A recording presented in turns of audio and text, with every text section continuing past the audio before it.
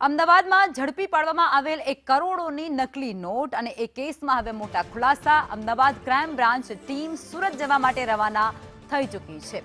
આરોપીઓના ઘર અને અન્ય જગ્યાઓ પર ખાસ તપાસ હાથ ધરવામાં આવશે. જોખમ ન સર્જાય તે માટે છુપી રીતે આ ટીમ રવાના થઈ ચૂકી છે. ક્રાઇમ બ્રાન્ચે ઝડપેલી જે નકલી નોટ અને તેનો મુદ્દો અત્યારે રાજ્યમાં ખૂબ ગરમાયેલો છે, જેને લઈને ક્રાઇમ બ્રાન્ચની ટીમ હવે સુરત જવા રવાના થઈ ચૂકી છે. સંવાદદાતા જિગ્નેશ પટેલ અમારી સાથે જોડાયા છે. જિગ્નેશ, શું છે અપડેટ?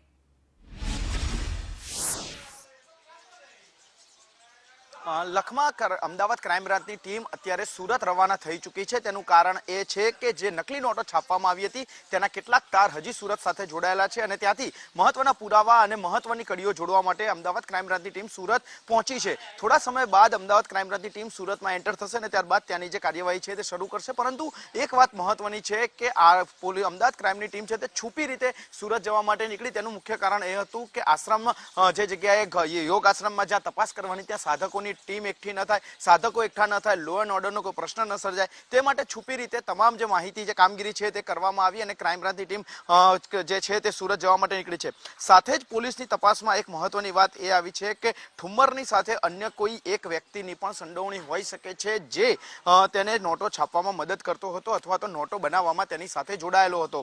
પોલીસ તેને પણ આગામી સમયમાં ધરપકડ કરે તેવી શક્યતાઓ જોવાઈ રહી છે. બીજી તરફ નરેશ ઠુમ્મરે જ્યાં નોટો છાપી હતી ત્યાંથી કેટલાક અન્ય પુરાવાઓ પણ એકઠા કરવાની ક્રાઇમ બ્રાન્ચની ટીમ છે તે તજવીજ કરી શકે છે અને તે જ માટે ટીમ છે તે સુરત રવાના થઈ છે. સુરત ખાતે અત્યારે એક પણ આરોપીને ન લઈ જવામાં આવ્યો હોવાનું ક્રાઇમ બ્રાન્ચના સૂત્રો અને અધિકારીઓ જણાવી રહ્યા છે. કારણ કે અત્યારે માત્ર ત્યાંની પ્રાથમિક તપાસ કરવાની છે, તેની સાથે અન્ય જોડાયેલા વ્યક્તિઓ કોણ છે તેની તપાસ કરવાની છે. કોની મદદથી આખું જે નકલી નોટોનું નેટવર્ક છે તે ચલાવવામાં આવતું હતું, નોટો બનાવવામાં ઠુમ્મરે કોની મદદ લીધી હતી. કારણ કે પહેલી વખત જ્યારે ઠુમ્મરે નોટો બનાવવાનો પ્રયત્ન કર્યો ત્યારે તે નિષ્ફળ ગયો હતો, તેમાં તેને પૂરતી સફળતા મળી નહોતી. માટે કોની મદદથી તેને સંપૂર્ણ નોટો બનાવી તેની વિગત જાણવા માટે અત્યારે ક્રાઇમની એક ટીમ છે તે સુરત પહોંચી છે અને સુરત ખાતે આ કેસમાં, એટલે કે નકલી નોટોના જે કેસમાં કોની સંડોવણી છે, કેવી રીતે લોકો તેમાં જોડાયા, માત્ર એક આશ્રમ શરૂ કરવાની એક હિલચાલ હતી કે પછી આશ્રમનો વિકાસ કરવાનું એક બહાનું છે કે પછી અન્ય કોઈ કારણ છે દેશના અર્થતંત્રને નુકસાન પહોંચાડવા માટે. આરોપીઓએ જેટલી હકીકત અત્યાર સુધી ક્રાઇમ બ્રાન્ચની તપાસમાં સામે આપી છે તે જ તપાસ, જે માહિતી છે તેની પણ ઉલટ તપાસ ક્રાઇમ બ્રાન્ચ દ્વારા કરવામાં આવશે, જેથી કરીને ક્રાઇમ બ્રાન્ચની માહિતી, ક્રાઇમ બ્રાન્ચ સામે જે આરોપીઓ દ્વારા માહિતી મૂકવામાં આવી છે તે કેટલી સાચી છે અને કેટલી ખોટી તે અંગે તપાસ થઈ શકે. પરંતુ 10 દિવસના રિમાન્ડ દરમાં રહેલા આરોપીઓની તપાસ બાદ સંપૂર્ણ હકીકત સામે આવશે કે આખરે આ નકલીના નેટવર્કમાં કોણ જોડાયેલું છે, કોને કેટલો હિસ્સો મળવાનો હતો, કોનો કેટલો સ્વાર્થ જોડાયેલો છે, એ તમામ મુદ્દાનો તપાસ પૂર્ણ થયા બાદ સામે આવી શકે છે. પરંતુ અત્યારે જે અમદાવાદના અમરાઈવાડીથી શરૂ થયેલી જે નકલી નોટોનો કારોબાર છે તેની તપાસ સુરત સુધી પહોંચી છે અને અમદાવાદ ક્રાઇમની એક ટીમ સુરત પહોંચી અને આ કેસમાં વણ ઉકેલાયેલા તાર જોડવા માટે પ્રયત્નો કરી રહી છે. જી જિગ્નેશ, આપ જોડાયેલા રહેજો. અને સુરતથી નુપુર પટેલ પણ આપણી સાથે જોડાઈ ચૂક્યા છે. નુપુર, અમદાવાદની અંદર નકલી નોટોનો કરોડોનો કૌભાંડ ઝડપી પાડવામાં આવ્યો હતો અને તેનો રેલો હવે સુરત સુધી પહોંચ્યો છે. સુરત પર ક્રાઇમ બ્રાન્ચની ટીમ જે છે તે તપાસ અર્થે પહોંચી ગઈ છે અને ત્યાં કઈ પ્રકારની અત્યારે ગતિવિધિઓ ચાલી રહી છે એ જણાવશો.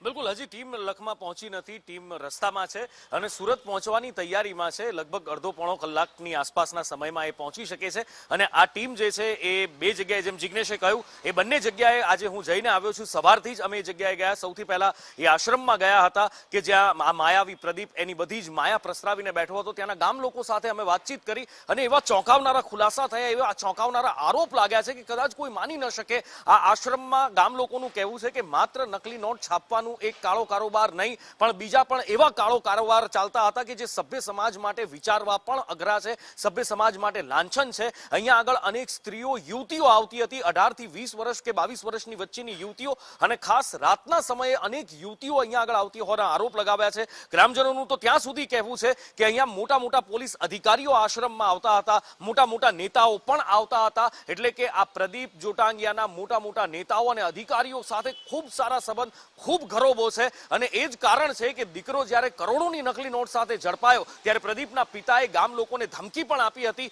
કે જો તમે અમારા વિરુદ્ધ આવું બોલવાનું બંધ નહીં કરો, જો તમે અમારા વિરુદ્ધ પત્રકારોને અહીંયા બોલાવશો તો હું આત્મવિલોપન કરી લઈશ. ત્યાં સુધીની એને ધમકી આપી હતી. ખૂબ એટલે ખૂબ બહુ જ મોટા એક રેકેટનો, જો ઈમાનદારીથી અહીંયા આગળ તપાસ થાય તો બહુ જ મોટો ખુલાસો થાય એવું છે. ન માત્ર નકલી નોટો પણ બીજા પણ કેટલાક મોટા સમાજ માટે દૂષણ સમાન એવા કારોબાર અથવા તો એવા ગોરખ ધંધાનો ખુલાસો થાય એવી શક્યતા છે. બીજી બાજુ જ્યાં બીજી શક્યતા સેવાઈ રહી છે, જે અમદાવાદ ક્રાઇમની ટીમ તપાસ કરવા જઈ શકે છે, એ છે મુકેશનું ઘર, મુકેશ ઠુમરનું ઘર. એ મુકેશ ઠુમરના ઘરે પણ અમે હમણાં જ જઈને આવ્યા છીએ, હજી બસ ત્યાંથી જ પહોંચ્યા છીએ અને મુકેશ ઠુમરના ઘરથી થોડા જ દૂર અત્યારે અમે છીએ. મુકેશ ઠુમરના ઘરે એના ઘરની સામે એક મરણ થઈ ગયું હતું, એટલે વધારે તો વાત ન થઈ શકી, પણ એક પાડોશી સાથે વાત થઈ અને એણે ખૂબ ચોંકાવનારી વાત કહી છે કે મુકેશ ઠુમરના માથે લખમાં બહુ જ મોટી લોન થઈ ગઈ હતી અને એ મોટી લોનના કારણે બની શકે કે આ લાલચમાં આવી ગયો હોય અથવા તો કોઈ ફસાવી દીધો હોય. માત્ર 3 લોકો એમના ઘરમાં રહેતા, મુકેશ ઠુમર, એના પત્ની અને એમનો દીકરો. મુકેશ ઠુમર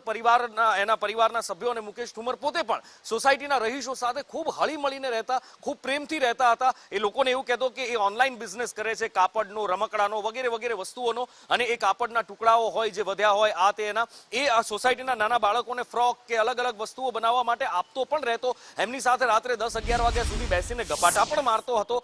પણ સોસાયટી વાળા પણ શોખ છે, પાડોશી બિલકુલ સામસામે દરવાજે રહેવા વાળા લોકો પણ શોખ છે કે જે માણસ અમારી સાથે બેસીને આટલી હળી મળીને વાત કરતો, જેના ચહેરા પરથી પણ આવું ન કોઈ વિચારી શકે, એના ઘરમાંથી નકલી નોટ છાપવાનું આખું કૌભાંડ ઝડપાયું કેવી રીતે, એક આખું પ્રેસ જાણે કે એને ઘરની અંદર બનાવી દીધું હતું. એના ઘરે કોઈ મોટી ગાડીઓ નહોતી આવતી. આ એક બહુ મોટું ચોંકાવનારી વાત કહી છે. એક એક્ટિવા અને એક બાઇક, આ બે જ વસ્તુ એની પાસે હતા અને એના ઘરમાં એ અવરજવર કરતા. કોઈ અજાણ્યા લોકોની અવરજવર નહોતી. ટિફિન લઈને સવારે નોકરીએ જતો રહેતો અને સાંજે પાછો આવતો, એટલે કે નોકરી ધંધે કામે, અને સાંજે પાછો આવતો હતો, વહેલા મોડો આવતો હતો.